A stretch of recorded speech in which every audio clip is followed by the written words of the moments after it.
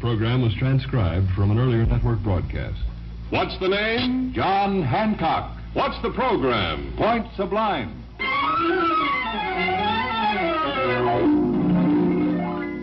Point Sublime. Presented by the John Hancock Mutual Life Insurance Company. Starring Cliff Arquette and Mel Blanc, Point Sublime is written and produced by Robert L. Red.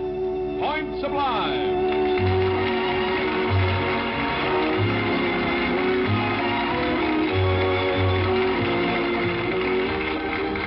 We suggest you stay tuned to the end of this program when you will learn how you may get a free copy of our beautiful book of Christmas carols.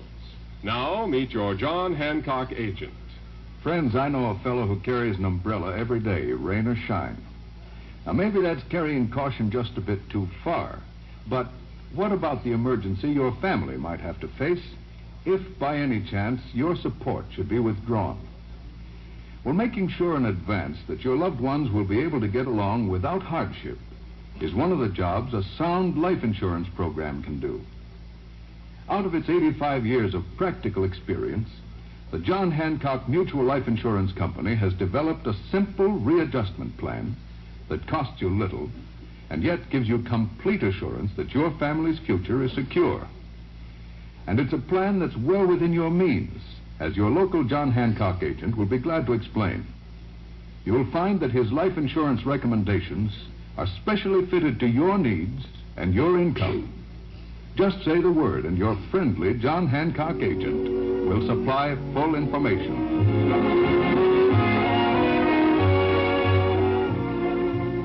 Now for the human story of a fellow named Ben Willett. It is an early December evening in Point Sublime, Evelyn Hanover's cottage.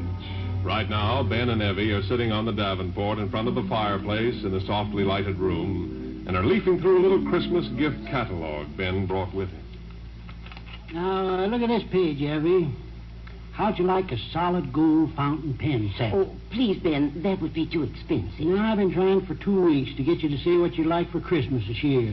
I was up in the attic this afternoon. I came across a box of things I put away. Yeah, sure. Now, help me, Evie. You bake wonderful cakes. How'd you like me to give you a mix master all wrapped up with cellophane and red ribbons? There were some letters in the box. Or I could get you a pretty diamond ring. Oh, thank you, no, Ben. Do you remember the first letter you wrote me almost 7 years ago? Well, not exactly. I'll keep it always. You said quite a few interesting things in that letter. Oh, me, I always was a blabbermouth. What did I say in the letter? That you liked me the very first day we met. Oh, is that it? Yeah, I remember now. I wrote you and I said I thought you had the prettiest blue eyes of any lady I ever met. Except one. Except one? Yes, and you didn't say. Who was she then? Now, let's look on this interesting page in the Christmas catalog. Watches. How'd you like a watch, baby? Nice Gruen watch. See here? Gruen watch time. Click, clack. Who was she then? Was she pretty? Hey, I'll get you another cup of coffee. You sit right back down here, Ben Willett. Yeah, well, now, don't ask questions. You spoke very nicely of her in your letter. She got married. Were you in love with her? Well, maybe. Well, it was a long time ago, 13, 14 years ago. Did she live here in Point Sublime? Still does. Oh, I suppose I really shouldn't ask, but who is she then? Oh, I'll tell you if you want to know. She was... Oh, Lord. Now, who'd be coming here tonight? Want me to answer it? No, I'll get it. Well, I hope it isn't Hattie Hirsch. Hey, Miss Hanover. Oh, Mooney, come in, dear. Yeah, sure. I got Doc Lockhart with me. May I come in, Miss Hanover? Yes, come in, Doctor. Hey, what's going on, Doc? Well, I just met Doc up at the corner, and he was going somewhere to phone somebody. I said you were here. May I use your phone, Miss Hanover? Yeah, right there on the coffee table. Thank you. I want to call the county hospital. It's burning. Gee, what's going on, Doc? Well, I was just over to see the little Grafton boy. Tad? Mm-hmm. What's wrong with him? Tad Grafton has contracted an extremely severe and a decidedly rare type of typhoid fever. Oh, no. Say, can I go out in the kitchen, Miss Hanover, and make a sandwich or something for Doc Lockhart? He hasn't had something. I'm all right. I better make this call. Hello. You'll find some baked ham in the refrigerator, Mooney. Fresh milk. Yes, ma'am. Operator, this is Dr. Lockhart. A long-distance call. Connect me with the county hospital at Vernon. Say, how'd Tad Graff never catch typhoid? We got the purest water in the county Hello, here. County. Dr. Lockhart in Point Sublime. Is Dr. Hudson there? Oh, fine. Connect me with the laboratory at once. You say it's a rare type of typhoid? I didn't know that. Hello, John. Albert Lockhart. Yes. Say, John, I've just run into a rare typhoid case. Yes, that's it. But I'm positive, John. I've made all the tests. Yes, I know. And this is only the second case I've had in all my years of practice. Hey, where's the butter, Miss Hanover? Oh, quiet, Mooney. It's all very true, John, but... The butter dish is in the cupboard. Yeah, okay, I'll find it. Well, I want to give the lad a transfusion the minute I can locate the right blood-type donor. You check the county hospital files right away, will you? See if there's a record of this form of typhoid within the last year. Yes, call me back right away, will you? Oh, Miss Hanover, what's your number here? 214. John, call me at Point Sublime, 214. Yes, I'll wait. Goodbye. Hey, sounds pretty serious, Doc. If Ted Grafton's going to live, I've got to find somebody who had a similar attack within the last year. Oh, dear. Tad's such a nice kid. Wish I could do something. Who doesn't? Just how does this particular kind of typhoid affect a person? It affects the bones. Even if the Grafton boy does pull through, he may be a cripple unless we find a donor to give him a transfusion. Well, good grief, what are we waiting for? I'll give the kid all the transfusions he needs. You don't It understand, has to Ben. come from someone who's had the disease recently. But to complicate matters, the donor must be the same blood type as Tad, of course. Well, what do we do? Wait for the hospital to call. Here, Doc, a ham sandwich and a glass of milk. I hope you like mayonnaise. I put a lot on. Thanks, Mooney, thanks. You see, the Graftons didn't call me as soon as they should have. Well, Dave Grafton's always putting off. Now his boy's real sick. Oh, my, that startled me. Jumped and knocked the glass of milk over. Hello? Yes, Dr. Lockhart. Well, put him on. Yeah, I'll wipe it up with my handkerchief. Hello, John. Did you find anything? Yeah? What's his name? Where does he live? Chris Popenoe, huh? Oh, no. How can I locate the man? Yeah, I know where he lives, Doc. Wait a minute, John. You know him, Ben? Yeah, I know Chris Popenoe. But in this case, since it's Dave Grafton's boy, Chris Popenoe won't do you any good. Oh, heavens, why not? Never mind. Say, Ben Willett knows the man. I'll locate him at once. Thanks, John. Goodbye. Well, this sort of luck doesn't happen once in a blue moon. Hey, you'll have to take me to see this Chris Popenoe at once, Ben. No use, I said. What do you mean? The man will certainly give a transfusion to save a boy's life. He might for anybody but a Grafton. Well, why not a Grafton? Because Chris Popenoe's been holding a grudge against Dave Grafton for, about the last 15 years. This is probably the sort of thing Chris has been waiting for. Ben, get your coat and hat. Well, what for, Doc? You're taking me to see Popenoe. It's no use, I tell you. Where does he live? Oh, about 20 miles back up in the Coast Mountains. Dirt road most of the way. I never been there. Here's your Mackinac, Ben. I'll hold it for you. Thanks, Evie.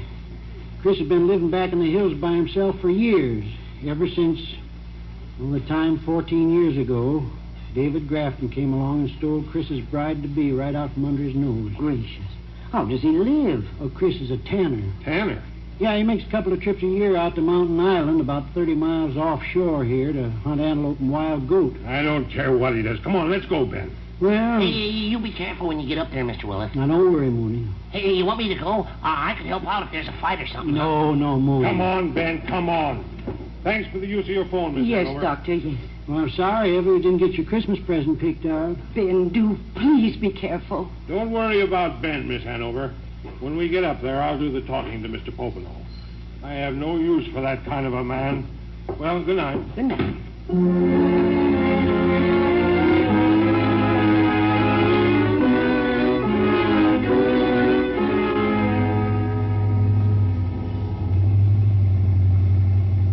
This must be the turnoff into his place. Well, turn. That must be his house right there. Yeah, I see the light now. Doc, I still think I better go in and try to talk to Chris myself. No, I'll handle him with pleasure. I'll stop the car here. You see, Doc, Chris and I used to be mighty good friends when we was young fellas. And Maybe I could explain things to him better. You wait here in the car. I'll talk to him. And I'm not going to take any foolishness. He has an obligation to society. Well, if you aren't out in 10 minutes, I'll come see you. Give me an hour. But don't worry. I'll handle this all right. Well, I hope so, Doc. I'll wait.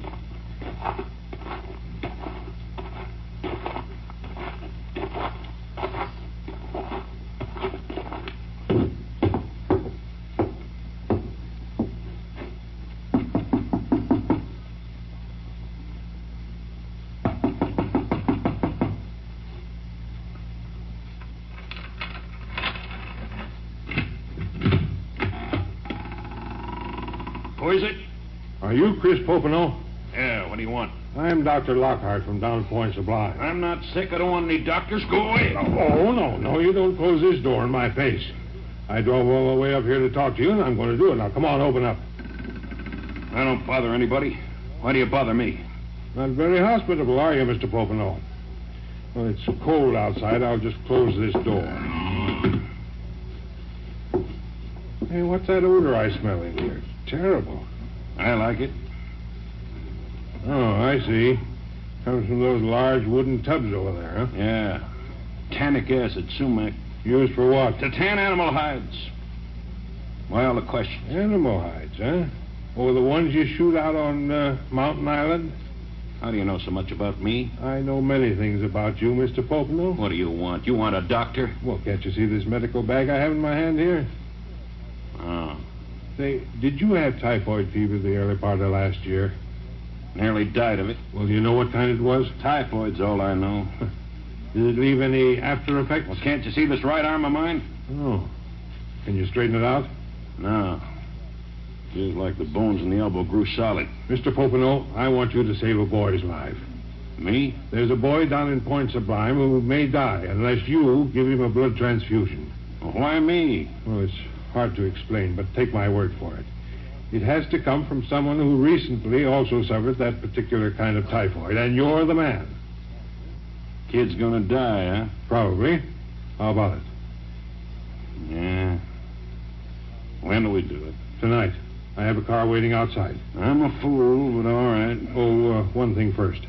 I have my kit with me here. I have to make a blood test to determine it's tight. Won't hurt any. Nothing hurts me anymore. Now, what do I do? Just roll up your sleeve. I'll set my bag here on the table by the lamp. Get a few things out.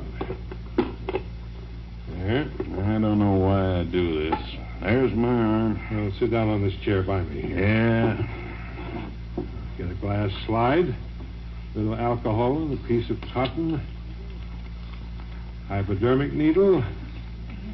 Now, let's have your arm. There you are. That's it. Now tie this rubber band around your arm. There.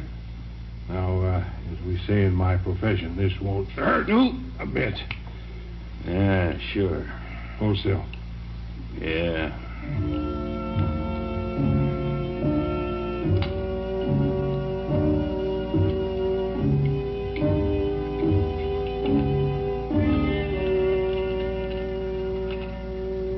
Good, Mr. Popenow.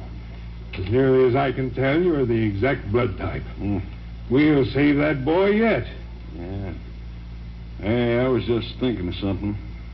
Who's the boy? What's the difference? He's sick. Who's the kid, I'm asking?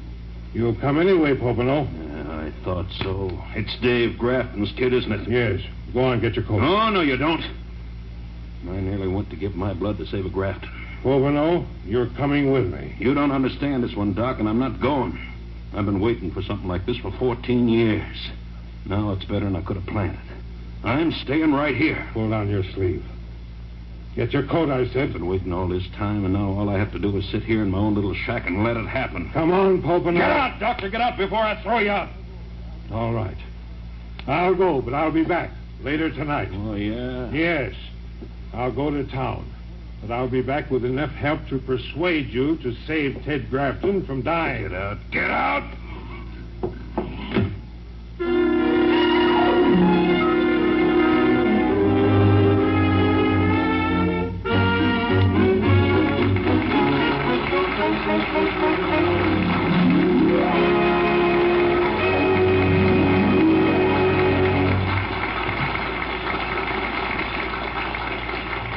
In a moment, we'll bring you part 2 of Point Sublime. But right now, we want you to hear from Webb Tyler, the John Hancock agent in Point Sublime. Webb? You know, folks, it often does us a lot of good to talk about certain things we've had on our minds. And sometimes, talking to a friend, you'll find that he's been thinking along much the same lines. You suddenly realize that you can be guided by his experiences. For example, let's say that you, like any head of a family, want to be reasonably sure that your loved ones will be able to get along comfortably, especially if something should happen to you. Now, you'll find there's a man in your community who will take a real friendly interest in this problem. Your John Hancock agent. Behind him, you know, stands the sound experience of a life insurance company that's 85 years old and is serving 8 million policyholders. Your John Hancock agent is ready to put that wide experience to work in helping you.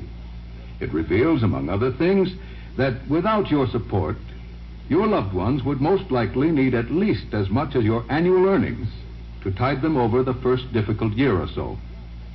And you may be surprised when you learn how little it will cost to provide such a fund, and when you consider what a big difference this simple plan may make in your family's future. So have a talk with your friendly John Hancock agent soon. Let him help you plan a safe, secure tomorrow for those you love.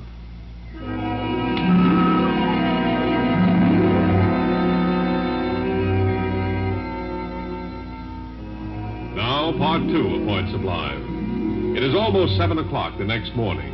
For the last several hours, a shrill, cold wind has blown in from the ocean to bite viciously at the little town.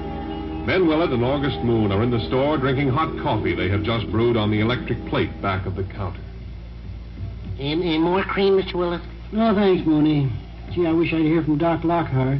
You sure he's over with a little grafting kid? I guess so. Oh, good heavens, look coming down the sidewalk. Evelyn Hanover. Yeah, she can hardly make it against the wind. What's she doing out at this morning hour? Evelyn, come in here. Oh, I thought I really wouldn't make it. Almost a gale. You should see the ocean. Oh, I've been frantic all night, Ben. Why didn't you telephone me when you got back? Well, it was so late, I thought you'd be asleep. Well, you've been back 2 hours or more. Yeah, just about. I hear there's some ugly talk starting around town. Yeah, there was a couple of men here a while ago. I wouldn't let them in. I hear that Pocono man wouldn't help. Well, bad news travels fast. Well, Doc was kind of headstrong. He wouldn't let me go talk with Chris. Now the town's boiling mad at Chris. Yeah, he's no good. Mooney. Well, Chris isn't a bad man. I knew him well. He's just been living alone and brooding. He's mixed up, or he wouldn't have refused to help the Grafton boy. He really did, then? Yeah. Practically kicked Doc out of the cabin. Now certain bean brains around town threaten to tar and feather Chris if they can lay hands on him. Oh, no. After the news got around, 3 carloads of men drove up to Chris's place about 4 a.m. They were going to bring him down and make him give the transfusion? Yeah, only Chris was gone. Where to? Who knows? Probably left right after Doc and I was there. He probably drove down to Sandyman Cove where he keeps his old tugboat and went out to Mountain Island to hunt goats. Well, I've never... Hey, Mooney, maybe that's where Chris did go. Yeah, that's what I just said. Oh, no, he couldn't. No small boat could keep afloat in this gale. Well, he might have made it before the wind got so high. Oh, dear, I wish I could talk to Chris now. Talk a little sense into his head. Men around town they're going to do something to him if Tad Grafton dies. I think maybe I should... No, Ben, you can't. How'd you know what I was thinking? You can't go out to Mountain Island to look for him. Why, he might not have gone there at all. Yeah, well, maybe not. Nobody'd be fool enough to take a boat out to sea in a storm like... Ben, who's this man running toward the store? Good grief, it's Dave Grafton. Heard he was about out of his head. Poor fellow. I never wasted much love on Dave. Keep quiet, he's coming in. Hey, he looks frantic. I want to buy some rope, Ben. Some strong rope. But don't stand there. Where is it? Just a minute, Dave. What do you got in mind? This is a store where you sell things to people. I want to buy about 25 feet of good, strong rope. Where do you keep it? Yeah, I'm all out of rope, You're Dave. lying. You know what I want it for. You're trying to protect Chris Pocono. Where's your rope? Now, get this straight, Davy. I'm all out of rope. How's Tad? Tad. Is Doc Lockhart still over the house? How's the kids? I don't know. Doc doesn't say. Bell keeps blubbering around and praying. I tell you, my boy's going to die. Maybe today or tonight or tomorrow, but Tad will die. I know he will. And when he does, I say Chris Popino the same as murdered him. Now, cut it out. You Dave. own some of the rope, and I'll get it somewhere else. Dave, come back here. We know where Popino went. His boat's gone. When the storm quiets down, a bunch of us are going out to the island and get him. That's where he went to hide. Dave, cut out that kind of talk. Now, go on home, be with your boy. Davy! Oh, that poor man. No, Dave Grafton's no good. He never was. Maybe not, but... Hey, you see, I was right. Hey, Chris went out to the island. Yeah, Mooney. You see, Abby, it only takes one man's crazy talk at a time like this to stir up a bunch of strong-armed, weak-brained troublemakers. It's beginning to sound very serious, isn't it? Yeah. Oh, me. Poor Belle. Belle? Who's Belle? Belle Grafton. That's Dave's wife. Oh, yes, I heard him mention her. Said she was praying for Tad. I just can't stand to see a wonderful, marvelous woman like Belle have this kind of trouble come down on her. Well, I gotta get on my way. Ben! Mooney, go in the back store and get my old oil slicker and hat and my big hip boots. They're hanging on the north wall. Yes, Mr. Willard. Babe, I don't think you... Do what I ask you now, Mooney. Yes, sir, Mr. Oh, Ben, please, don't try to go out to that island. If I can find him, I think Chris will listen to me. We used to be pals. But then, if something should happen to Maybe you... there's still time for Chris to help Tad Grafton. Tad lives, and men won't harm Chris. Yeah, it's pretty plain. It's me who's got to go. Here's your slipper, Mr. Willard. Oh. And your boots. Oh. Hey, let me go with you. No, Mooney. I'll go alone. Here, hold the coat for me. Yes, sir. I wish you wouldn't go. Oh, Ben. Ben, my darling.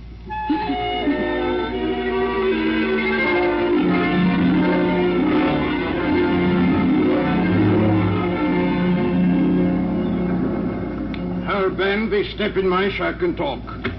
Step in. Well, thanks, Leaf. Look, Leaf, I came down here to the wharf to see you because you got the only boat strong enough to make the trip out to Mountain Island in a storm like this. Why, sure, the Mohammed is good boat. She will go anywhere. She Yeah, is the most- I know, Leaf. But are you sure the Mohammed can make the trip in this weather? Easy as pie, Ben.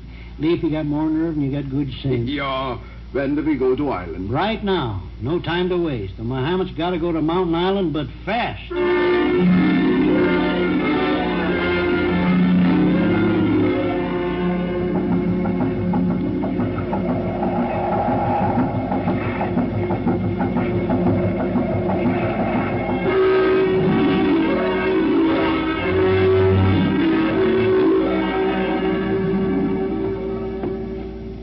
Well, not a bad little cabin you got here on the island, Chris. How did you find it? Oh, I've been walking around this island for almost 2 hours. What did you come for, Ben? See you, Chris? You can't talk me into anything. Well, not gonna try. Why? What you mean, Chris? You came out here to get me to go back and give that Grafton boy a blood transfusion. Matter of fact, Chris, I guess I did. Well, I'm not going. Well, now, what do you think of that? What are you looking at out the window?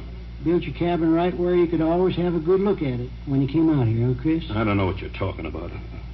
I was just looking down there at the beach.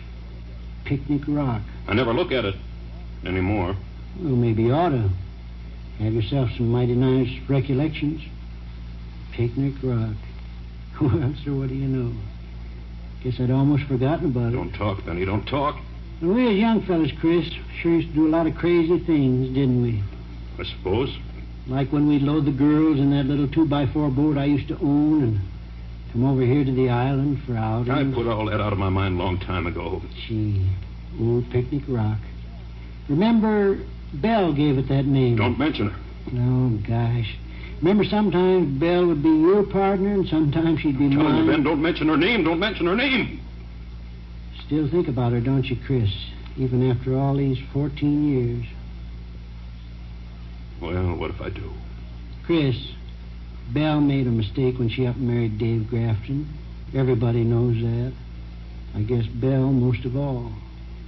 But the boy came along after the first year, and Belle stuck it out with Dave on account of Tad. Don't you think so? Well, that's what I've always told myself. You know, Dave Grafton was kind of good looking in those days. Just came along and swept Belle off of her feet. It was all set. Belle and I were going to be married in June. Yeah. And I hate Dave Grafton. Well, I never thought much of him myself, Chris. And now I'm getting even with him. Yeah. Letting his boy die. No, don't put it that way. Facts are facts. You could save the kid. No. Chris, that's the way it is. No, it isn't. Oh, yes, it is, Chris.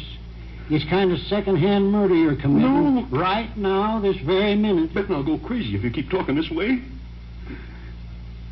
Chris. Yeah? That sick boy belongs to Belle, too. She had him. Yeah, I know. Now, if you take a look down there, you can see Leif Anderson's boat bobbing around like a cork on the wave. I saw it. I'm leaving now, Chris. There's room on Leif's boat for another passenger. No. Well? No, I won't go back. I was just thinking, once there was a time in your life when you'd have done as much for Belle. She was beautiful. Yeah. And she...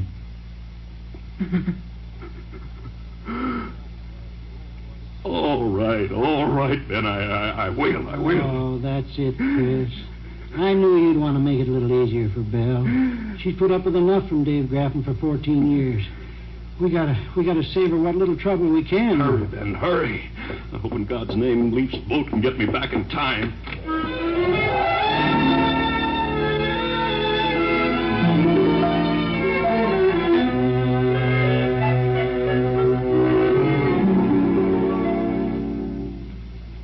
Well, Miss Hanover, I must be running along now.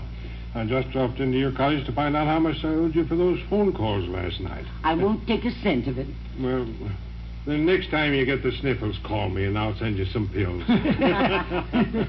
Well, I'll be on my way up to Vernon to see my hospital patients. But, Doc, you sure you can leave town? I mean, is Tad Grafton out of danger? Oh, absolutely. It's 8 hours since Pocono gave the transfusion, and Tad's temperature has gone down 5 degrees. Tad will be all right then? Yes, he's going to be all right. Oh, good. Oh, and Ben, the next time I run across a bull-headed fellow like Chris Pocono, I'll take your advice.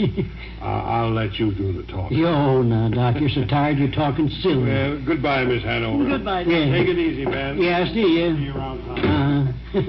Oh, Ben, Dr. Lockhart's a fine man. And a good doctor. Oh, yeah, Doc's swell. Kids in town love him, too. He's the kind of a doctor that when he looks down a little kid's throat, uses a lollipop for a tongue depressor. You're kind of all right, too, Ben. Think so, baby? Now, Ben, you're tired, too. Stretch out on the davenport there. Put your feet up. Be comfortable. Well, I think I will as long as you suggest it. Yeah. Oh, gee, this is wonderful. Sit down beside me here, Evie. Well, Let me hold your hand. no. Please, let me hold it. No, I said. Ben, Evie, what do you want old Benny to give you this Christmas? Ben. Yeah?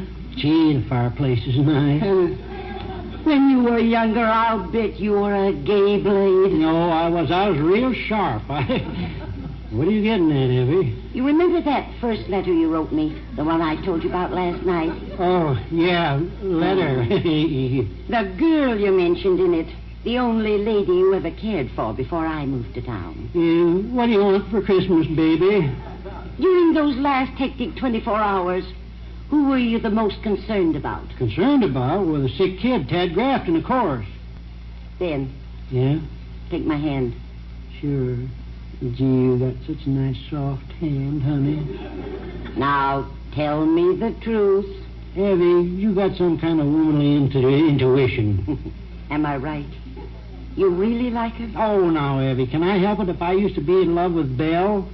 That is before Chris Pocono stole her affections from me. Chris did. Yeah, and that was before charming Dave Graffin came along, took her away from both of us and married her. Oh, Ben. You sweet, darling, wonderful old faker. Faker? Yeah, faker. Evie, don't leave me. Keep holding my hand. Hey, Ben. Ain't I the one?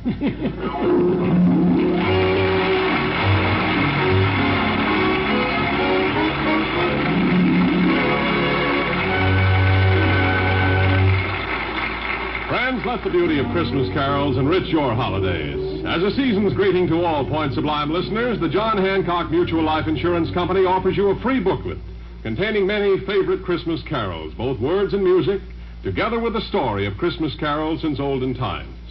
To get this attractive illustrated free booklet, simply address a postcard or letter to Point Sublime, Hollywood, California. Write your name and address clearly, ask for the booklet of Christmas carols, and you will receive it absolutely free of charge.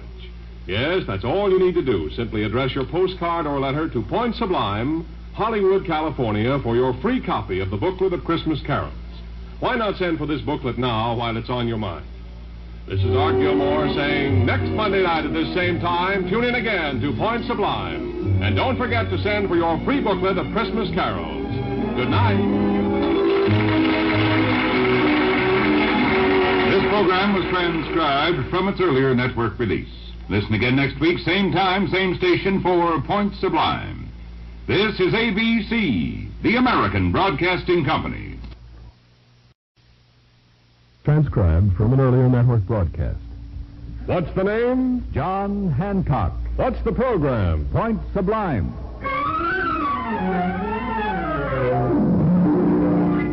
Point Sublime. Presented by the John Hancock Mutual Life Insurance Company. Starring Cliff Arquette and Mel Blanc, Point Sublime is written and produced by Robert L. Red. Point Sublime.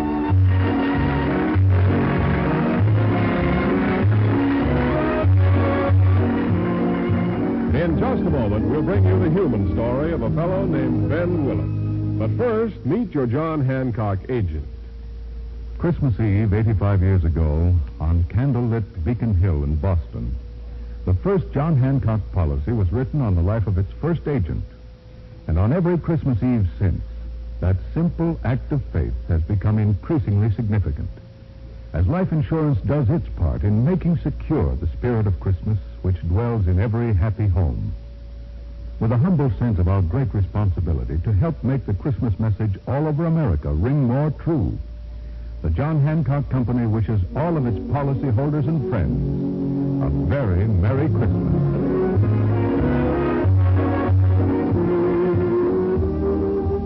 Now for the human story of a fellow named Ben Willett. Tonight's story opens on the early evening of December 23rd. During the afternoon, the thinnest layer of powdery snow fell to cover the little town of Point Sublime. But a serious scarlet fever epidemic has put a lull in the holiday spirit. Ben Willett, bundled in a heavy jacket and a red stocking cap, is in front of his store counting the row of unsold Christmas trees. 22, 23. Man, didn't sell many. Eddie? Oh, Ben. That you? What's the matter, Howie? Just saw Doc Lockhart. Ezzy Latimer's down with scarlet fever. Oh, too bad. Well, she won't be able to play the organ concert at the community church Christmas afternoon. No, and that concert was to be a formal presentation of my pipe organ to the town. Oh, too bad. You know, I just can't get the Christmas spirit this year, Howie. How's Mooney? We're still in bed in the back motel room. Can't tell whether it's scarlet fever he's coming down with or just the flu. Hope it's the flu. Say, that's Miss Evelyn in the store there. Yeah, I got to get back in there and help her. She's looking through the stock for some wax candles. She always burns a candle in her window at Christmas. Let's go inside. Just a minute, Ben. I want to show you something. Here, I'll get it out of my inside pocket. Sent back to Tiffany's in New York for it. See?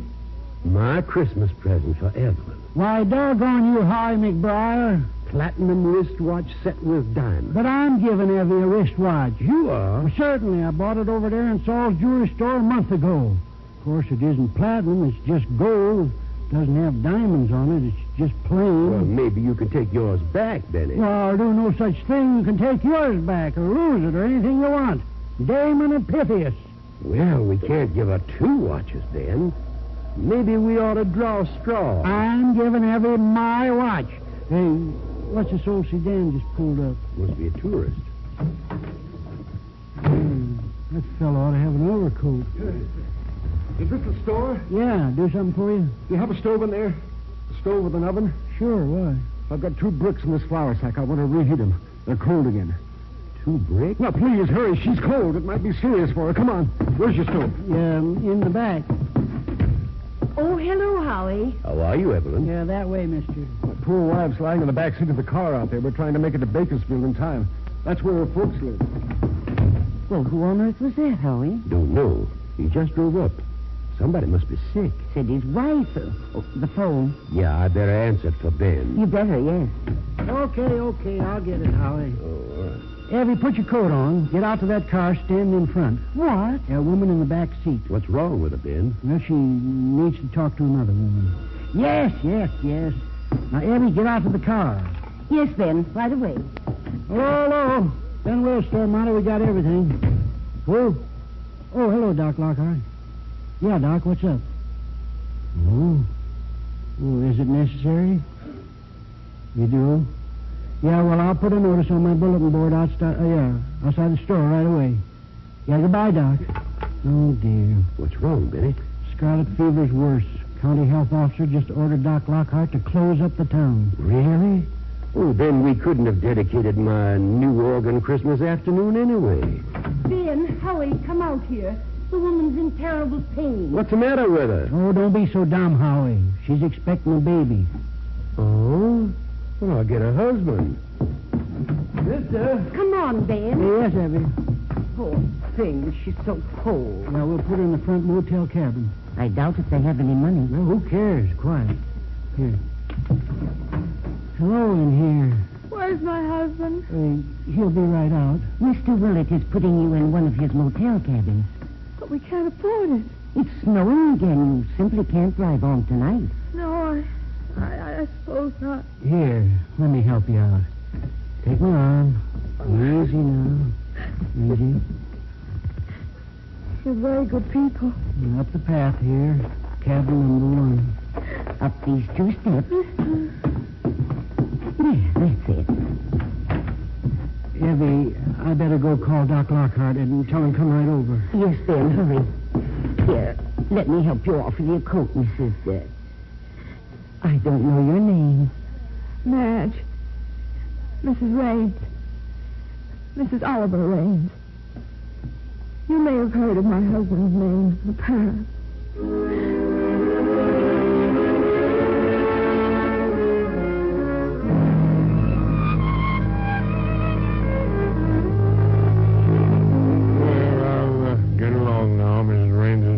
I think you ought to stay, Doc. Don't tell me what to do, Ben. I've got 12 scarlet fever cases to call on yet tonight. I brought my big closed sedan over, Doc. You're tired. I'm going to be your chauffeur tonight. Well, I am tired. That's good of you, Mr. McGrath. I think you ought to stay here, Doctor. She's my wife. She's going to have a baby. I can't pay you now. I told you that, but I'll pay you someday. You just have to stay. Ben, see that Mr. Raines take those 2 little yellow pills that I left for him, will you? Yes, I don't want any pills. I want to keep awake to see that my wife gets the care she needs. Mr. Raines, in 34 years of practice, I've delivered over 1,200 babies. I know what I'm doing. Yes, but if anything happens to Madge, I don't... Miss Hanover's with her. When I'm needed, call. I'll be right over. Yes, Doc. I wanted to get her to Bakersfield where her people live. Well, she shouldn't be riding around in an auto. Some men never realize. Why, a woman who's about to have a baby is as delicate as a fine Well, watch. what could I do? I'm broke. I had to try to get her to her relatives. Take those pills, Mr. Raines. Benny, the doctor speaking of watches reminds me. I don't want to carry this expensive Christmas present that I have for Evelyn around tonight. Here, Ben. What didn't you see? I'll pick it up tomorrow. Well, here. Yeah, sure, Howie, if you want. Howie, I wish you'd send this watch back and get yourself a refund. I am giving it to Evelyn Hanover for Christmas, I said. Oh, yeah? Shall we go now, Doctor? You wait here a minute, McGuire. I want to drop back to the rear hotel and see Mooney. Right. Hello, Doc. Here I am. Mooney, you been eavesdropping at the storeroom door? Well, I just happened to be I up. thought I told Ben Willett to keep you in bed. I just remembered something. I got up to come in and put the key into the cash register back in the till. See, I forgot I had it in my pants pocket. Well, put in the register and go back to bed. Yes, sir. There. See, Mr. Willett sure trusts me with things. Never mind. Wait a minute. Let me look at your tongue, Mooney. Stick it out here. Yeah, yes, sir. How's that? He's got a tongue like a blacksmith's apron. Well, he'll be okay. A little flu's all. Go back to bed and stay there. Yeah, get Mooney, get. Yes, sir. Who's that Mooney? Come on, McBride. You're going to do a chauffeuring job for me. You bet, Doctor. First, we'll go to Pagan's. They're all sick up there. Well, take it easy, Doc. Take it easy, he says. Well, when I was about 24 or so, and a big shot, making a lot of money and just married, never thought this could happen to me. Now I'm dead broke. No money. Here. Sit down, Mr. Raines. Thank you. That's right. What's that you said about being a big shot once? Oh, not really a big shot, but people across the country in the big cities, well, they knew Oliver Raines. Mm-hmm. What'd you do? I was an MC. MC? Oh, you mean the master of ceremonies, like in a theater? Yeah, that's it. Uh-huh. It was during the heydays of Fanchon Marco, Keith Albee, Orpheum Circus. Mm-hmm. You remember the big stage shows? Sure. So you was an MC, huh? Uh-huh. They billed me as Oliver Raines, the personality organist. You mean you played the pipe organ? Uh-huh. I used to MC the stage shows right from the console of the organ. Yeah. Yes, that was almost 10 years ago. A lot can happen in 10 years. When I was at the top, I married Madge, made big money. Then I spent it. I gave it away. I thought I'd always be doing all right. Well, don't use many theater organists now, do they? No, I haven't touched an organ manual for 7 years. Why not? You looked at my hands? No.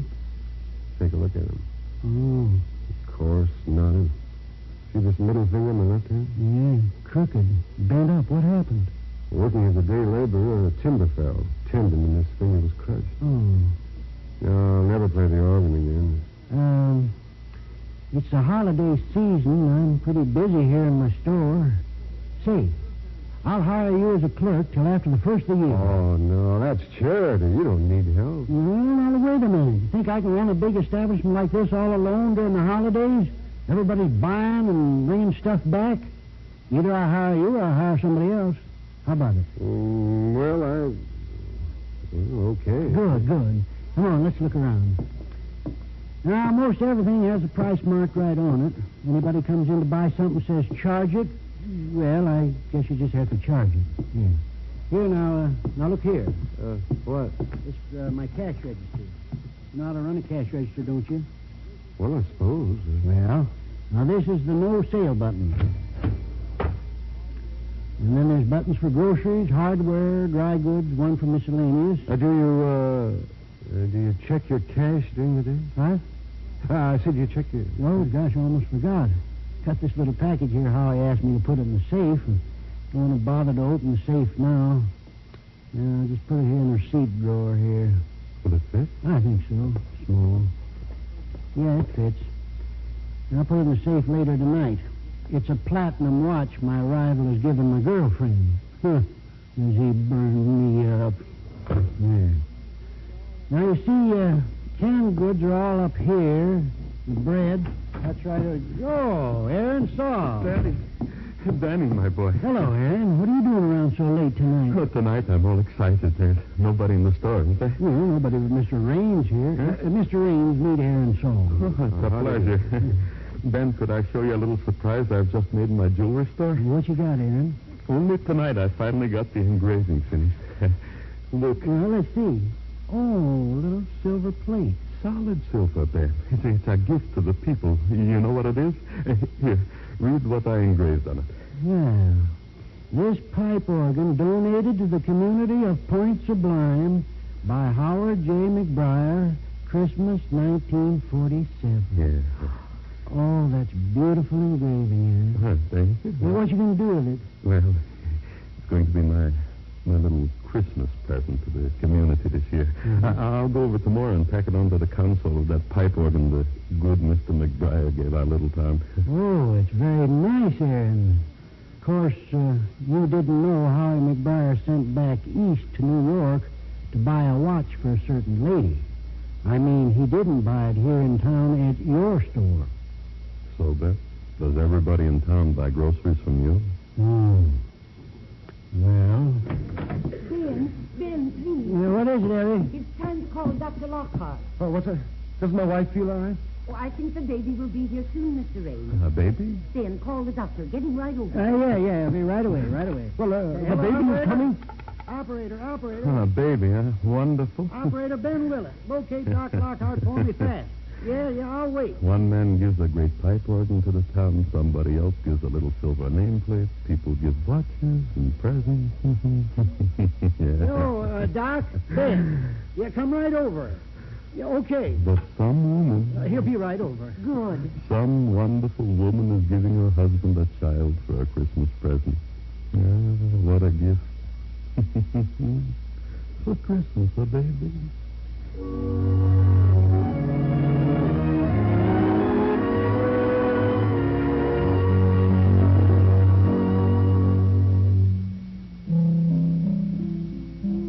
It is almost midnight, and in the pleasant home of Webster Tyler, Point Sublime's John Hancock insurance agent, Webb is sitting alone at the writing desk in the living room, a desk lamp shedding its gentle glow on the Christmas tree beside him.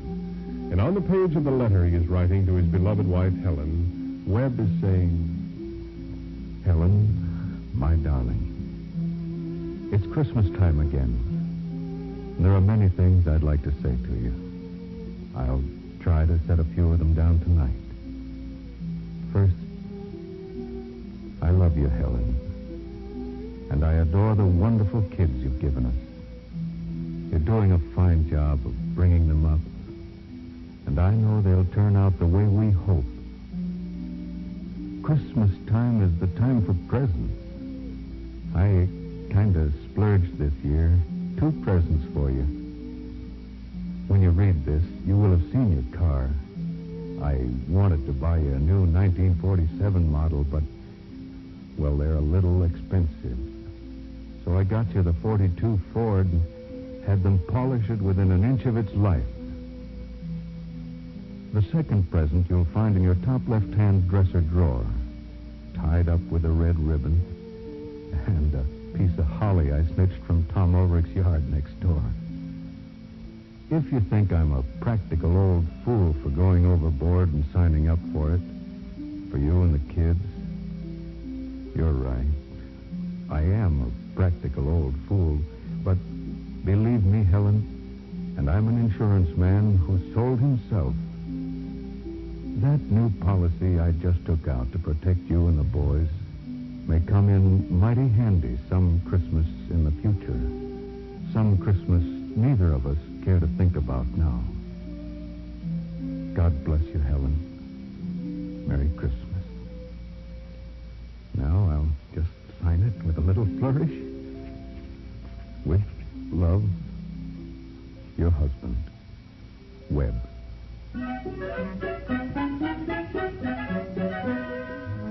Now, part 2 of Point Sublime. It is 20 minutes past 8 o'clock on Christmas Eve. Last night, a baby girl was born to the rains. Things have been busy around the store all day. However, a few minutes ago this evening, Ben Willett telephoned Evelyn Hanover, and she came right off. Evie, see if these are the kind of candles you was looking for yesterday. I found them on the top shelf. Exactly, Ben. But only 2 of them. You say you're going to put them in your window? Why, don't you know about the Wayfarer's candle on Christmas Eve, Ben? No, I don't. Oh, it's an old custom based on a legend from the Middle Ages. Yeah? It's about a poor widow who wanted to do something for humanity. She used her last penny to buy a candle. Oh, seems I've heard the story. She lived on a lonely road that was hard to travel. On Christmas Eve, she put the candle in her window to guide travelers. But the light brought a treacherous murderer to her cottage. Oh, I remember now, yeah. Just when he was about to kill her, so he could steal a little locket she wore, the room suddenly seemed to be filled with a strange light. It was a candle? Yes. Mm-hmm. But instead of flame at the top of the wick, there seemed to be a tiny star, and it shone on the murderer, and he was made a good man. That was the legend. Well, I guess some people think a Wayfarer's candle can still bring goodness even today. It can. What? Oh, now, Evie. Well, I like to think so. Yeah, but you're talking about miracles now. I know. Oh, now cut it out. You're kidding, Evie. You don't believe in miracles today. I've never seen one. Well, I'm going home now. Put the candle in my window. And you know, Ben, I think I'll stop by and put one in the window of our little church. The church will be so dark tonight. Yeah, no midnight service kind of the epidemic. Evie, I guess this is the time now. The time? For what? To give you your Christmas present. Oh, now, you didn't go and spend a lot of money, Ben. Not as much as some fellas did. I hope you like what I got for you, just as much as what somebody else got the same thing of. Only his is a lot more costly. I mean... What are you talking about there? Well, here, Evie, put it on your tree, and Merry Christmas. Merry Christmas, everybody. Hurry, come on in. Oh, goodness, I must run along. Evelyn, I'm dropping by your house a little later this evening. Want to leave a little something for you. Christmas gift. Well, Sandy left little packages over at my house for you and Ben, both. Bless his jolly old soul. Well, see you boys later this evening. Oh, yeah. Later. You bet. Ben, I was up all last night driving Doc Lockhart around. Slept all day, so I didn't get over to pick up my little package. Huh? You know, Evelyn's watch that I had you put in your safe last night. Oh, doggone, I never did get that watch put in the safe. You didn't? Where is it? In the cash register till. Didn't put my cash away last night either. We're so busy around here. Here, I'll get your shiny little piece of glitter for you. I've already given Evie the watch she's getting from me. Yeah, but wait till she sees mine with the diamonds in it. Well? Howie, it's gone. Gone? But I saw the package in the till not over an hour ago. Ben, give me that watch. I don't like jokes like this. I'm getting mad, Ben. But, Howie, believe me, it's gone. Who goes into your register beside yourself? Nobody. Oh, just Mooney. Are you trying to accuse that boy of stealing? No, of course not, I but... could expect a dirty little trick like this from you. Oh, now, Howie. Trying to pretend my watch was stolen so I can't give it to Miss Evelyn. Please, Howie, we're friends. This is Christmas. Are you going to give me that watch? Howie, think what you want. If you've got such an evil mind, the watch is gone.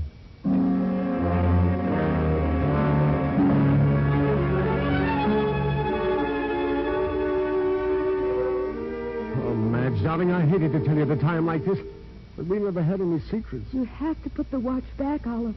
That's You stealing. know, I've never stolen anything in my whole life. Madge, I'll drive back to that town of Vernon. This is Christmas Eve. I'll go to some cocktail bar, but there's a crowd, and I'll sell the You watch. mustn't. This isn't like you, Oliver. I'm desperate now, Madge. I'll come back someday and repay Mr. Willett. I'm going now, Madge. Oliver, do this for me. What? Go outside where the air is cold. Take a walk around in the snow for half an hour and try to think, Oliver. You can't do anything like this. I won't let you. Well, all right, Madge.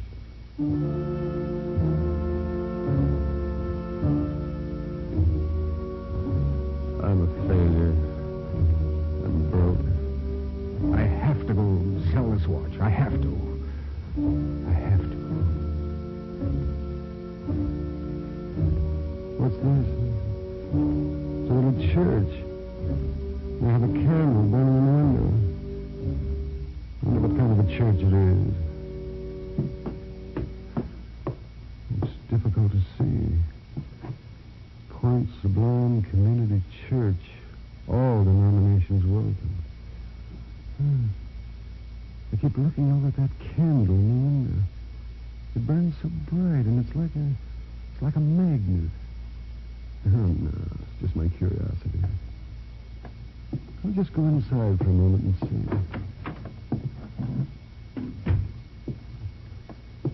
Nice and warm. Strange. Now I'm a thief with a stolen watch in my pocket.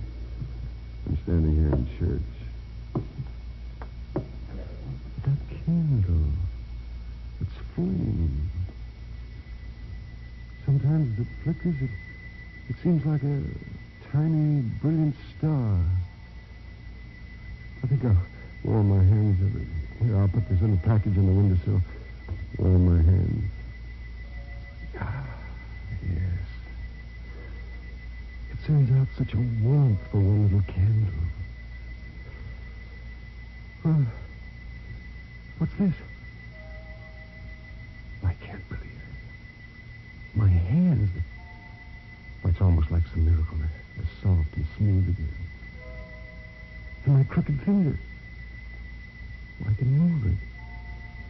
Oh, look, what's happened? Well, perhaps I could play the organ once again. Oh, there must be an organ in this church. I'll go try to play.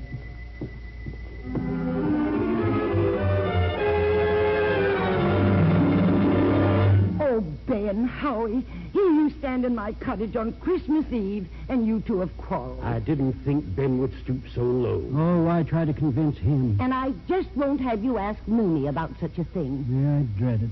Ben, when I opened your package a while ago, I was so surprised. The little gold wristwatch is beautiful. Thank you, Ben.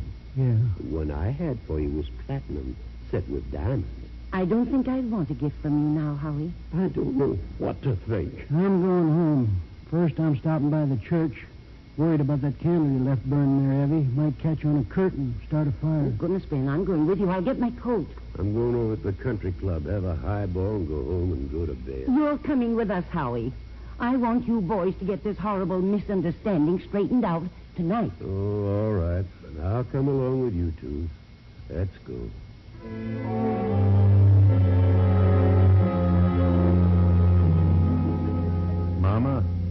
Mama, she's sleeping. I think I'll put on my overcoat and rubbers and walk over to the church. Nobody will be there now. I'll put the little engraved silver plate on the organ console tonight. Maybe it's best nobody knows just who it came from. Schluft is in parade. I'll come back real soon, Mama.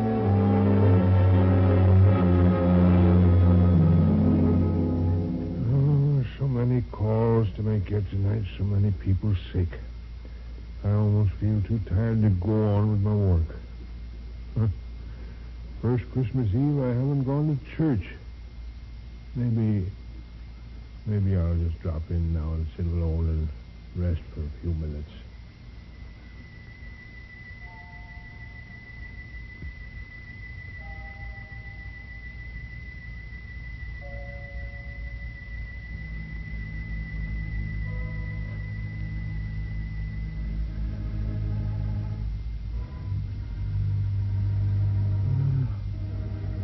I can almost make the fingers work.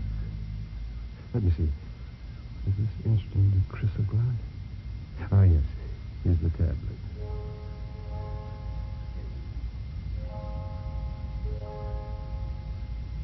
Did I hear someone's voice? Did someone come in the church? No, I guess not. My hands, they feel so limbery, and do I dare to play the whole organ? I feel so warm. And that candle keeps shining so brightly. Yes, I will try to play.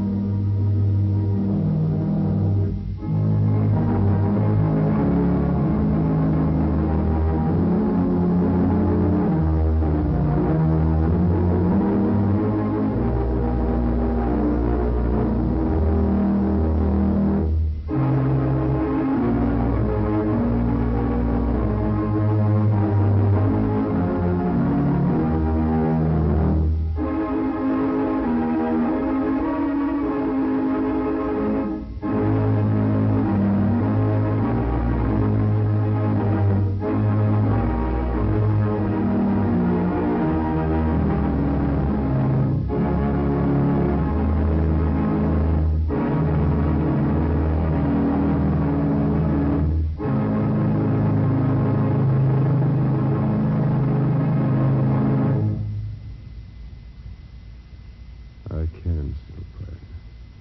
My fingers look as knotted as ever. The middle finger still has its crook, but I can play.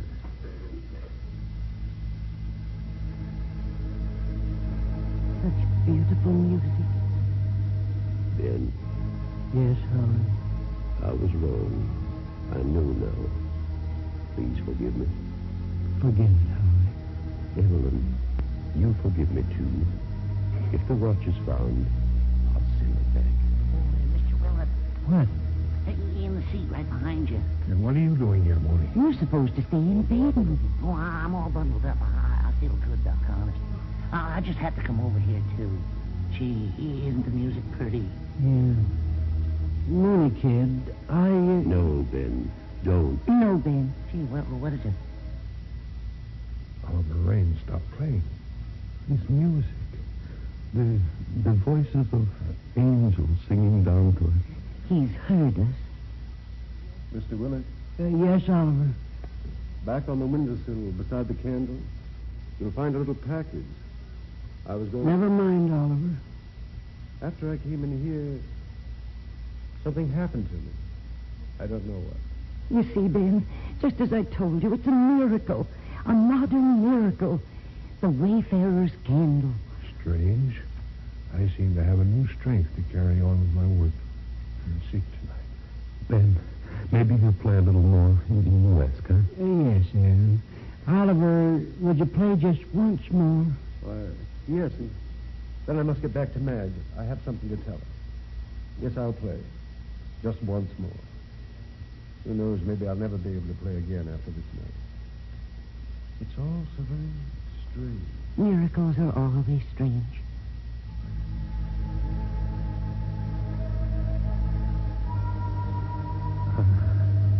The voices of the heavenly choir. Angels weeping tears of joy. Evie. Yes, Ben. Evie, Howie, Mooney, Aaron, Doc Lockhart, everybody. Yes, Ben. Well, you know, just Merry Christmas. Yeah. Merry Christmas to everybody. God bless you all.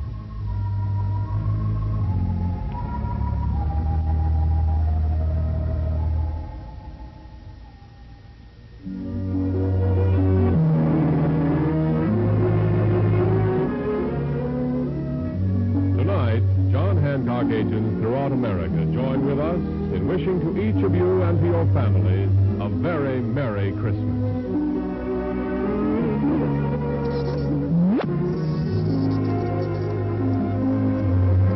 The preceding program came to you transcribed. This is ABC, the American Broadcasting Company. It's 8:30 at KECA. It's time. This is ABC, the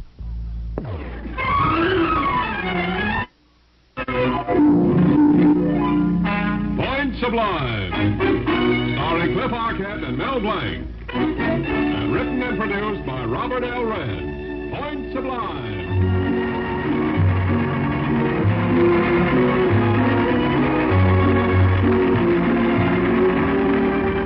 In just a moment, we'll bring you the human story of a fellow named Ben Willett.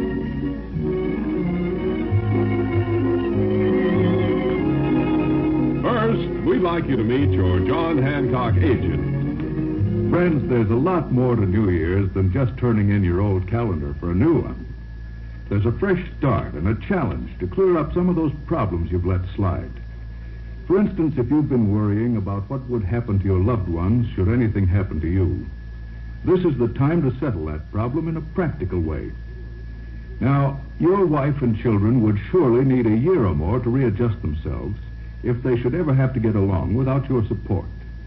And it would certainly take at least as much money as you now make in a year to tide them over that difficult period.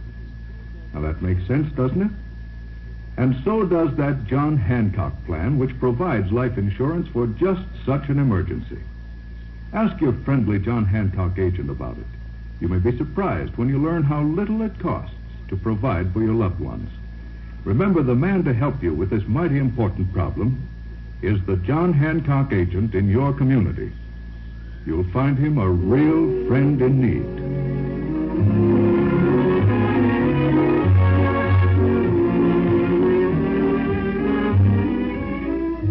Now for the human story of a fellow named Ben Willett. It is the early evening of December 30th in Point Sublime, the night before New Year's Eve. Evelyn Hanover's cottage, and Evelyn is obviously annoyed. Outside on the front porch, August Moon is taking down decorations, and in the living room, Ben Willett is following Evie's orders to dismantle her Christmas tree. Don't just stand there, Ben. Get to work. Well, I'm old-fashioned. I think a Christmas tree should stay up until after New Year's. Don't say New Year's to me. I've never spent such a dull, dreary holiday season in my life.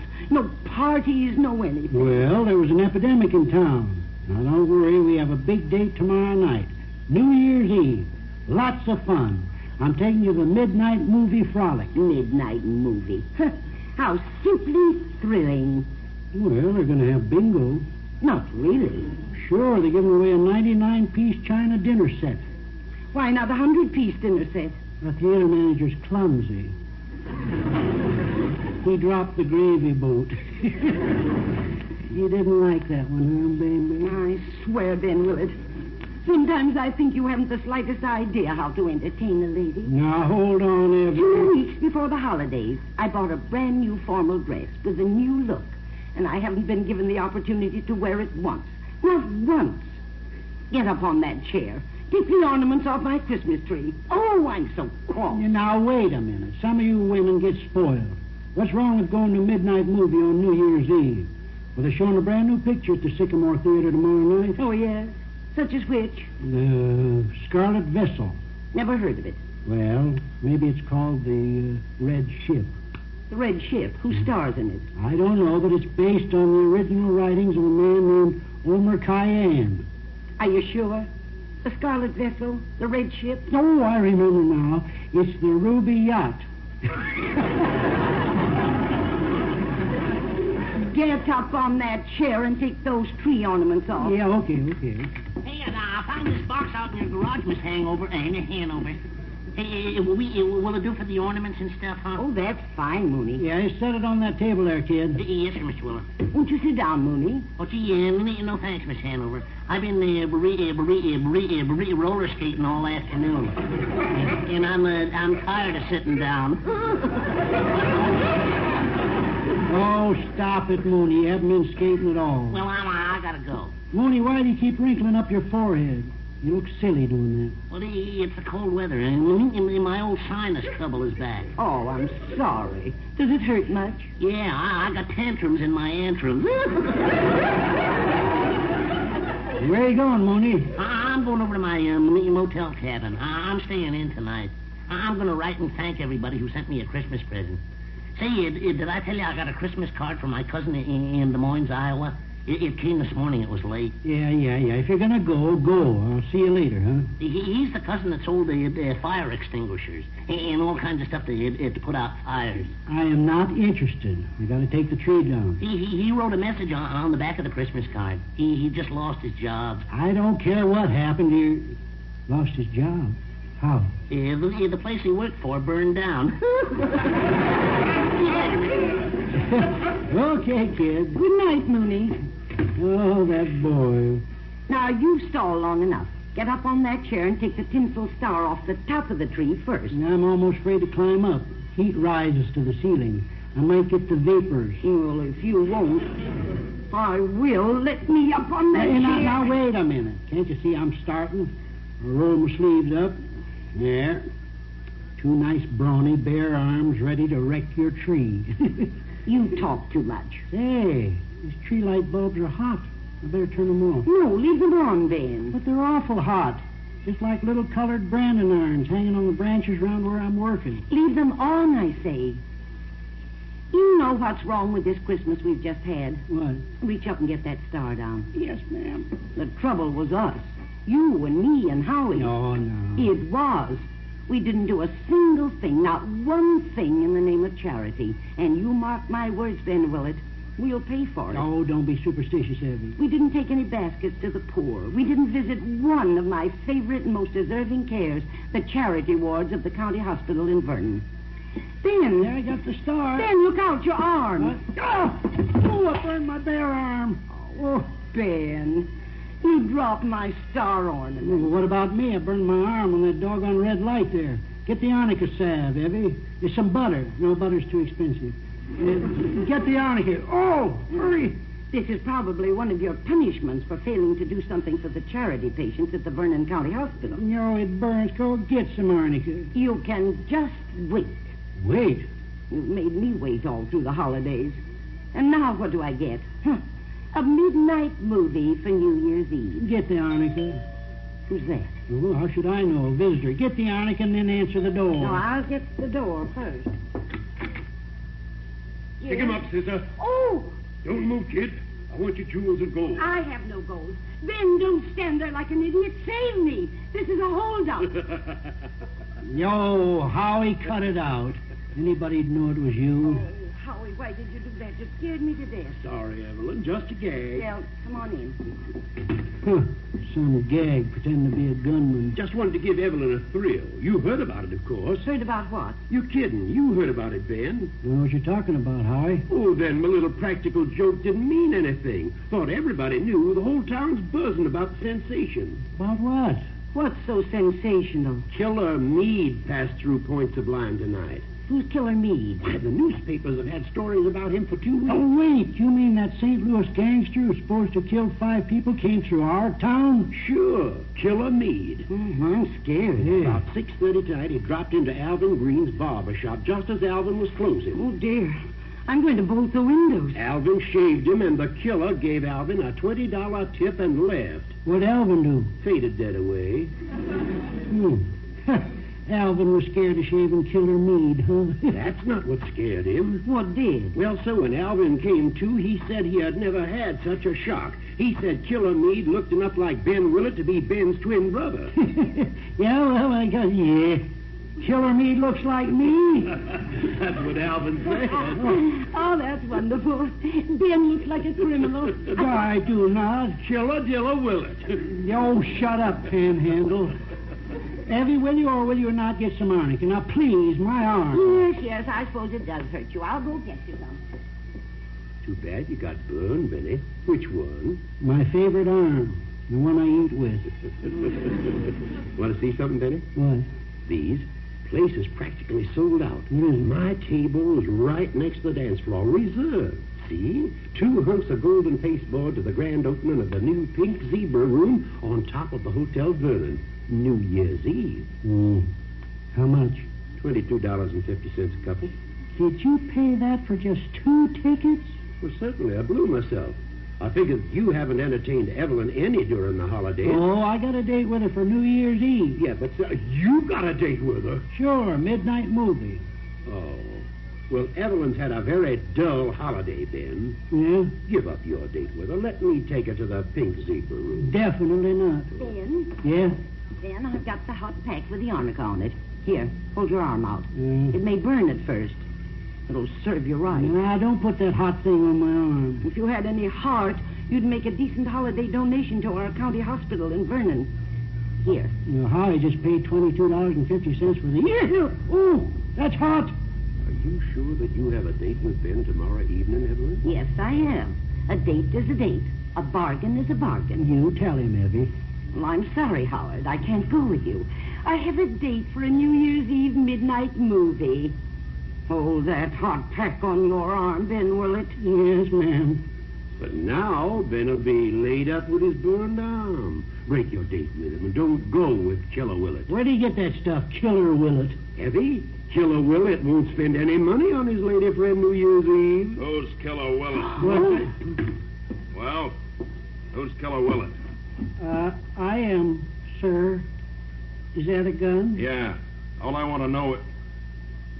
Hey, let me take a look at you, Bub. Step out here. Me? Yeah, you. Step out in the light. Yes, sir. Hello. Shut up. Don't shoot Ben with that gun. Let him. Then we can go to the pink zebra room. Look, you just shut your mouth, Texas. Yeah, tell him, Killer Meade. That goes for you, too, Bub. Oops, sorry. Well, I didn't ever think I'd run into such a perfect setup. The barber told me when he came to that there was a fellow in this town who looked just like me. You got blue eyes, too. Yeah, same as yours. You're my height, too. Yeah. Complexion, hair, hands. Very convenient. Convenient? Yeah. I'm glad we met, Bub. If the law insists, one of us can hang. Hang? One of us? Small world. Don't be funny, Bub. Hey, who's that? I don't know. I'll go see. Yeah, let him in. I love company. Stand where you are. Look, I'm going out the back way. You'll wait till you hear that door close. Oh, dear. He does look like me. He sure does, Benny. What if I should get hung by mistake for Killer Meade's many murders? Oh, dear. Laws. Dearie. Killer's gone now. I'm afraid to answer the door now. Oh, I'm brave. I'm from Texas. I'll answer the door. Well, what do you want? Yeah, wait, why didn't somebody let me in? Thank heaven. Oh, come in fast, close the door. Yeah, sure. Gee, why does everybody look so white? Never mind. Mooney, please, sit down. Have a cookie, some candy, Yes, miss. slice of milk. Oh, thanks. An old-fashioned. Huh? Oh, what am I saying? Oh, dear, I'm so upset. We just had a very bad experience. Well, you have what? Oh, well, let's not talk about it. Evelyn's nervous. What happened? Evelyn, I still say you should go with me tomorrow evening. I can't, Howie. No, sir, she's going with old Benny Boy, her beau. Yes, sir, we'll have a peachy time. Oh, dear, midnight movie, The Gay Life. We'll see about tomorrow night. Yeah, we'll see.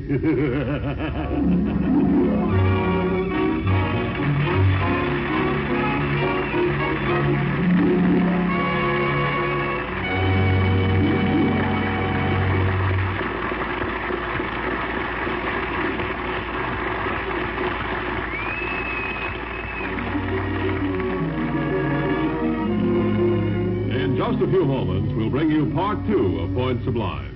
Say, Art, Yes, Webb? are you making any New Year's resolutions this year? Oh, but definitely, Webster. I'm going to swear off getting up early on Saturday mornings and picking on guys who are bigger than I am. Oh, yeah? Well, I guess that's the easiest kind of New Year's resolutions to make it that. The kind that means swearing off unpleasant things. But, friends, seriously, that reminds me of one unpleasant thing you can swear off by making up your mind to it right here and now. And that unpleasant thing is worry. The worry a father sometimes gets, for instance, when he isn't saving as much money as he'd like to. Enough to take care of his loved ones if they should ever have to get along without his support.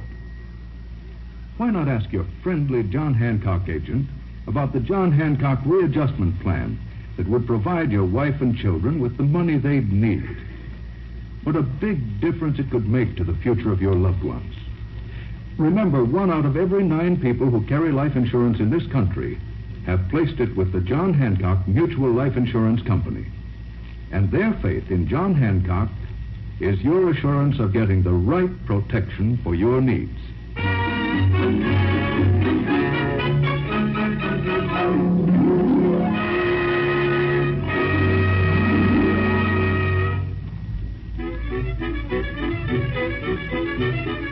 Now, part 2 of Point Sublime. It is the next day, December 31st, the last day of the year. Ben Willett, accompanied by Howie McBriar, has driven up to the nearby town of Vernon. They're in the lobby of the Vernon County Hospital.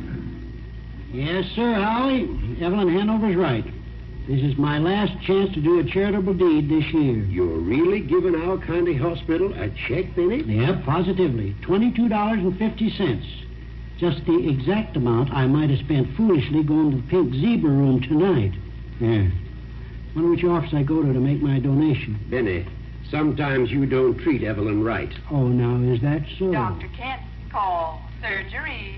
Dr. Kent, call surgery. Oh, just like Woman in White. Pardon me a minute, Benny. Going to walk over here to these 2 interns. Ask them about the time. But I got the time, Howie. Never mind, Benny.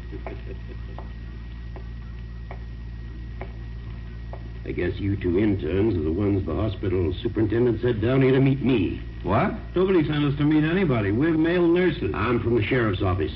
I don't like to leave Killer Meade sitting around here in the lobby alone. Killer Meade? Sure, right over there.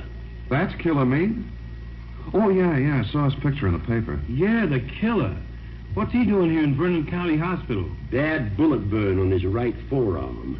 You boys put him in a room, get his clothes off, and take his clothes with you. Well, sure, whatever you say, Deputy. Get him in bed. Give him the full hospital treatment. Is he hard to handle? Maybe at first. Now get going, boys. Get him to bed. I'll check with the floor nurse later tonight. You keep him here. Okay, Deputy. If Killer protests, just put a half Nelson on him and carry him away. Get going, boys. I gotta beat it back to police headquarters. Right. Come on, Jack. We can handle it.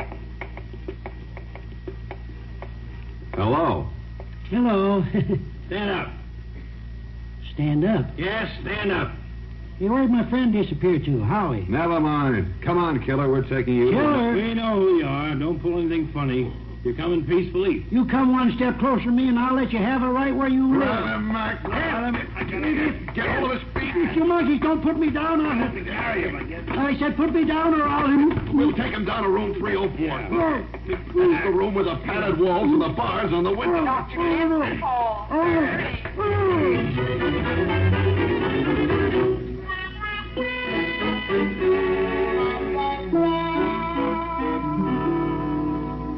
Where are you taking my clothes, boy? Outside for safekeeping, Killer. We don't want you running away. Look, I'm not Killer Meade. No, and we're not Dr. Kildare. Put this bed jacket on. No. Looks like a flour sack. Put this bed jacket on, we'll bring you a straight jacket. Well, I am kind of naked. You got my clothes. Got to put something on before I freeze. May I come in? Hey, get that female out of here. I never played September Morn before. Now get out of here, girl. Just a minute, nurse. Here, get this jacket on. Yeah. Now, pull up the covers, Killer. Yes, sir. Okay, nurse. Come in now. We'll have to give him this. Oh, naturally. Oh, no, not that. Anything but that. Orders. We give all our new patients castor oil in this hospital. Open your mouth. No. Oh, no. No.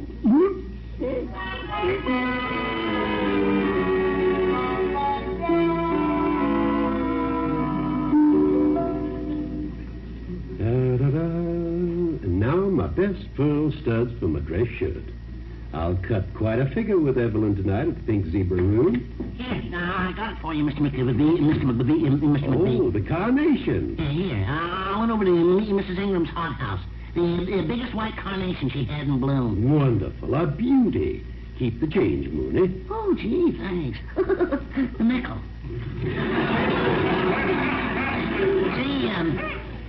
See, where's Mr. Willett? Mr. Willett?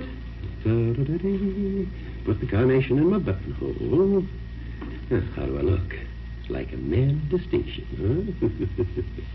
Hey, do you know where Mr. Willett is? Put on my top hat. Mr. Willett left the store this afternoon to drive up to Vernon. He hasn't come back since. Mooney, I've simply got to tell somebody. It's too rich. Oh, yeah? Tell me. Well, Ben was going to take Miss Hanover out for a very dull time tonight, but I fixed it. You did? He won't be taking her out tonight. He won't? What'd you do, kill him? No, but don't tell. I put him in the Vernon Hospital. I told them to hold him there until they heard from me. You did? But we wonderful joke on him. But what'd you do? I convinced them at the hospital that Ben was Killer Meade. Remember how Ben burned his arm on Evie's Christmas tree light bulb? Well, I told him it was a bullet wound burn. You did? Locked up in the hospital for Christmas Eve. Wonderful gag on Benny, huh? No, it isn't. It's a dirty pool. It's not fair. Now, Mooney, I thought I could trust you. If you tell anybody before the night's over... Oh, I won't tell anybody. Phone. I'm getting it. Hello? Oh, hello, Evelyn. Yes. He hasn't? Why, that's a shame. Me come over right away? Oh, dear. As you wish, Evelyn. I'll be right over. Goodbye. It's all working out, just as you planned, huh? Mooney, I'm warning you. You keep out of this. I shouldn't have told you.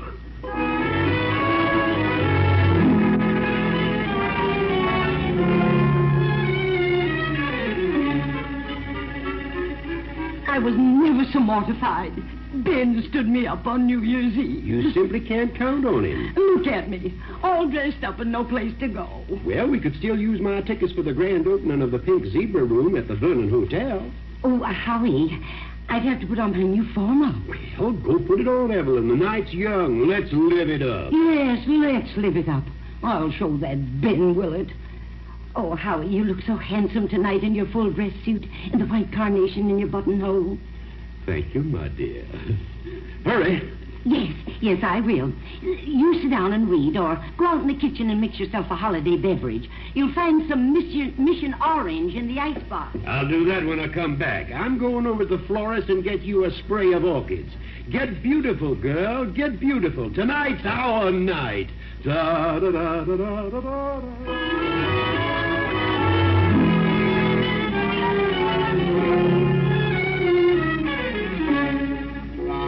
Oh, look.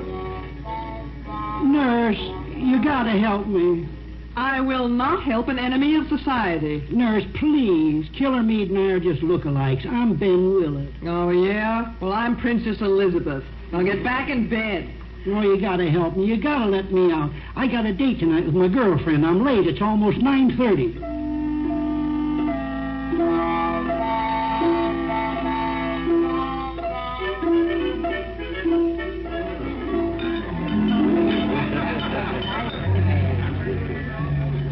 My finest table, Mr. McBride. Can you see everything, Miss Evelyn? Now, Maurice, I shall expect the best of service. Here's $20. Oh, thank you, sir. I phoned ahead. Did you put my magnum of champagne on to chill? Yes, Paul Roger. Well, we want it served 5 minutes to midnight. And Maurice, here's $5. So you'll be sure. Oh, yes, Mr. McBride. At once. Carl, Marcio, Henri. Well, we got 'em jumping, Evelyn, and all in your honor. You're quite a remarkable fellow, Howie. Oh, well, the orchestra.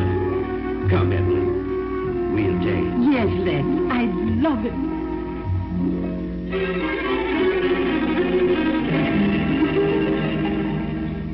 Oh, dear, lying here alone in the county hospital. Can't get out. May go to the gallows. What a New Year's Eve. Poor Evie, sitting at home in her cottage, worrying about me, fretting, and my dear pal Howie, probably frantic, wondering where Benny is. Hey,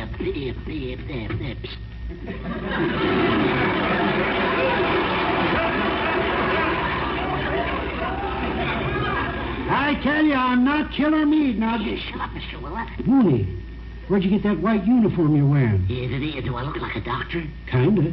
Yeah, I borrowed it from Alvin Green, the barber.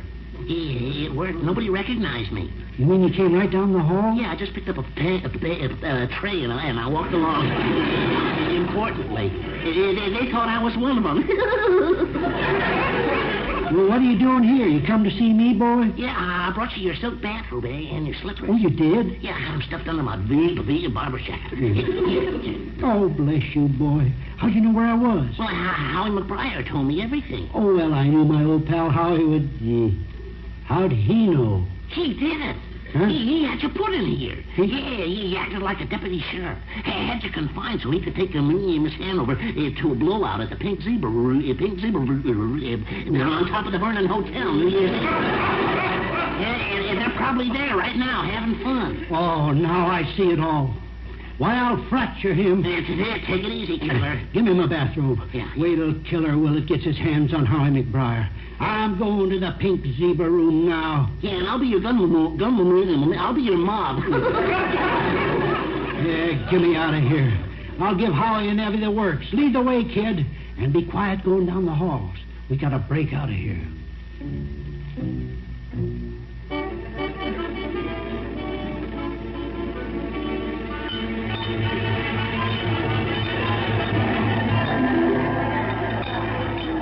2 minutes to midnight, my dear. No, Howie, don't get so upset. Well, I tipped that waiter plenty, and I want service. Where's our champagne? Waiter? Howie, please, you make a scene. Don't tell me how to act. I wish Ben Willett was here. What?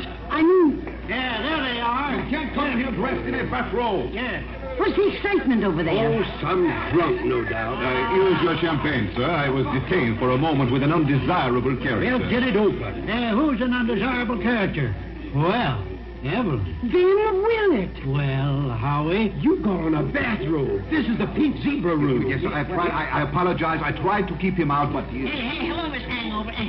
Mooney. Howie, I'm going to tear you limb from limb. Now, Benny, old pal. What are you raving about, Ben? Howie. Oh, Benny, don't come at me like that. Ben! Put down that table knife. You want to kill somebody. You said it. A skunk named Howie McBride. Midnight, 12 o'clock. Happy New Year! What do I care? Here, a glass of champagne. It's all. Happy New Year. Yes. You drink first, Sarah. Well, just a sip. You aren't going to get out of this, Howie. I'm coming at you. Now, Billy, please, I'm sorry. Sorry, says. Come on, everybody, let's sing All Lang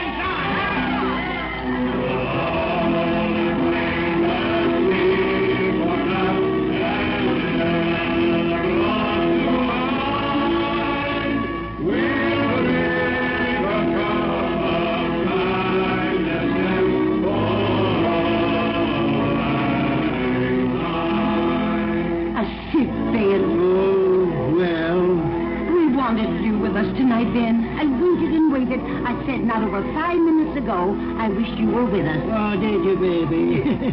Well, I'll drink to your health. And Howie. Oh, well, darn him, darn me. It was a dirty trick, Billy. I planned it. I'm sorry.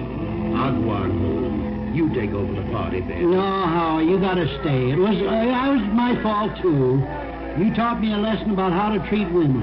Give them a big time every once in a while. Thanks. Well, here we go. Wait a minute. Ben, you're in your bathrobe.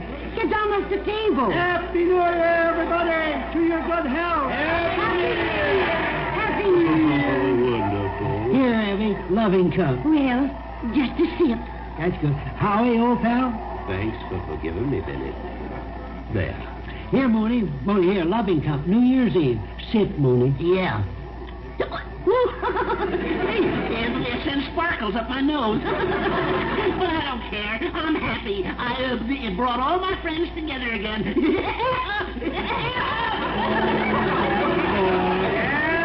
New Year! Happy New Year! Oh, Happy New Year!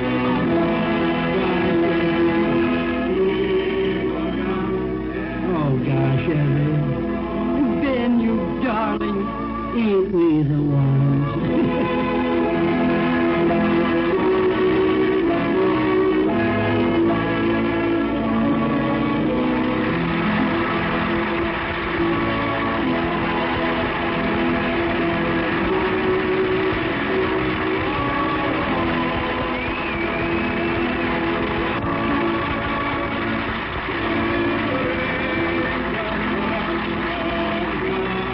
Hey, folks, this is Webb Tyler. Let me in on this, too, will you?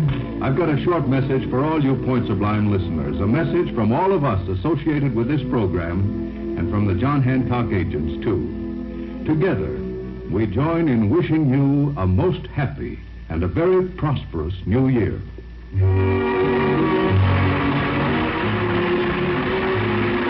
Point Sublime is written and produced by Robert L. Ray. Stars Cliff Arquette and Mel Blanc with the original cast, including Jane Morgan, Earl Ross, and Vincent Pelletier. Music is directed by Charles Dent. This is Art Gilmore saying next Monday night at this same time, tune in again to Point Sublime. This program was transcribed from an earlier network broadcast.